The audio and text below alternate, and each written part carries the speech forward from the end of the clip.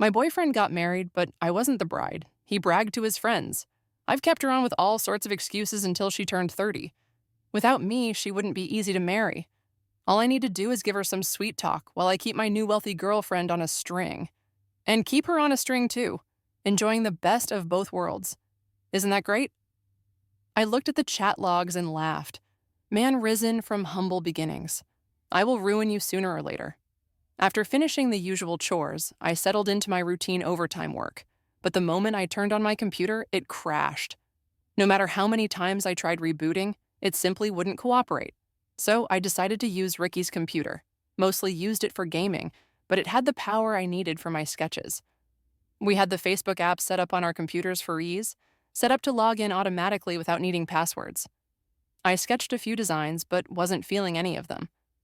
Then, on a whim, I decided to scroll through Ricky's Facebook, hoping to find some inspiration.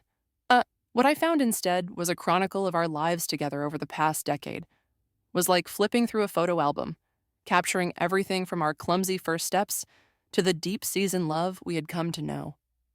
We had grown from strangers to lovers over 3,000 days and nights. Each picture told a sweet story.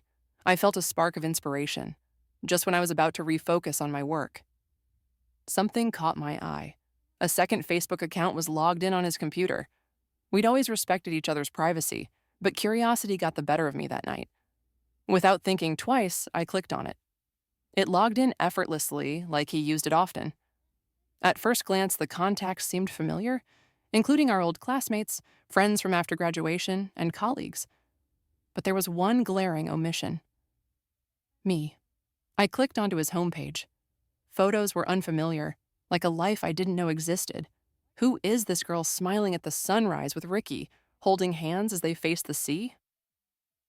I quickly switched back to his primary account, where all the photos featured me. He had 2 Facebook accounts, sharing the same circle of friends, yet with 2 different women in the spotlight. I felt like I was flipping back and forth between 2 parallel universes. Who was I? Who was she? Which one was the real Ricky? A post from just yesterday caught my eye. It was adorned with a loud, celebratory congratulations as its banner. My hand shook as I clicked to open it, trying to steady my nerves. Oh, my love, let's tie the knot.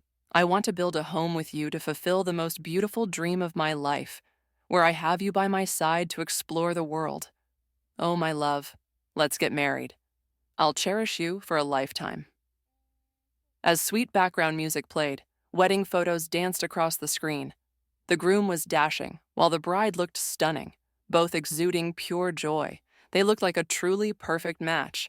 They were getting married. Why didn't I know? After 3 years of love, I, Ricky Blake, and my girlfriend Julia Colbert have arrived at our blissful conclusion. We are now married. Celebrate with us at our wedding on July 7th. Her name was Julia Colbert. They had shared 3 years together. She looked every bit as her name implied, gentle and refined. I couldn't hold back anymore. Tears streamed down my face. Congratulations. Best wishes for a long and happy marriage. The comments hit me like a gut punch. Below, Ricky's friends had poured out a stream of heartfelt wishes and blessings. Everyone knew Ricky was getting married, except for me, the one who had been by his side for 10 years. If my computer hadn't crashed tonight, I might have remained in the dark. Ricky, you've struck gold. And the bride's of beauty. What a perfect match. Count me in for the wedding. That comment stood out among the sea of traditional blessings. I clicked on the profile. It was Philip White. Philip was Ricky's best friend from university, the kind of friendship where no secret existed between them. Just half a month ago, Philip had been at our place for dinner. I had cooked a feast, and he couldn't stop praising my cooking, complimenting me to Ricky's face. He told me I was the epitome of an ideal wife who was virtuous, gentle, and beautiful. He told Ricky he was blessed beyond lifetimes to have found a girlfriend like me, someone who had stayed by his side for a decade without wavering. Yet here he was now, praising Ricky and Julia as the perfect match. I scroll through Ricky and Julia's chat history. They had met 3 years ago, and it was Ricky who made the first move. Ricky? Hey there, I'm Ricky, the guy who accidentally bumped into you at Starbucks today. I found your profile by searching nearby people. Sorry for adding you out of the blue. I've seen you at Starbucks every day this week, and I couldn't resist the urge to talk to you. Hope you don't mind. You're like a flower in the morning sun.